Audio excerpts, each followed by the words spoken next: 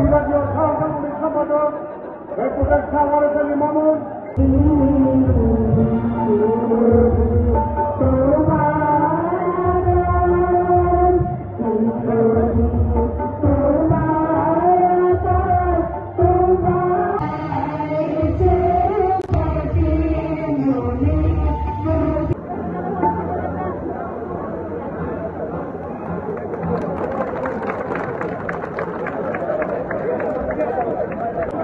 আমরা সেই দল যে আমরা উড়ে এসে জুড়ে বসিনি, আমরা লড়াই করে সংগ্রাম করে এই বাংলাদেশে এসেছিলাম।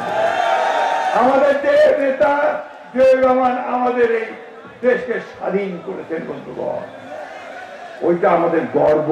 1971 সাল আমাদের নেতা গণতন্ত্র দিয়েছেন আমাদেরকে, আমাদের নেত্রী আমাদেরকে সামনের দিকে পার্লামেন্টারি ফর্ম গভর্নমেন্ট দিয়েছেন।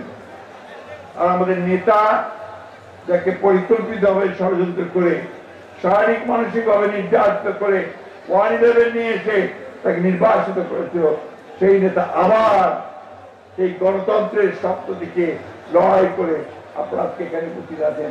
হাজার হাজার মানুষ তারা নির্যাতিত হয়েছেন, জেলে হয়েছেন, মিথ্যা মামলায় করেছেন। আপনারা অসংখ্য মানুষ নিহত হয়েছেন, শহীদ হয়েছেন, অথচ আপনার দমেননি কোনদিন মাথা নত করেননি। আমি নিজেই জানি আপনারা রাস্তাঘাট আটকে দিয়েছেন সে আন্দোলনের সময়, ঠিক না? কি সে কথা ঠিক?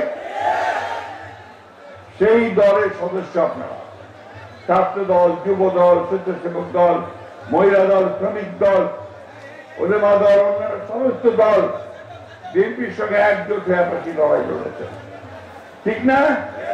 আপনারা সেই দলের গর্বিত সদস্য, তাই না? আপনাদের একটু ভয় পাওয়া আছে?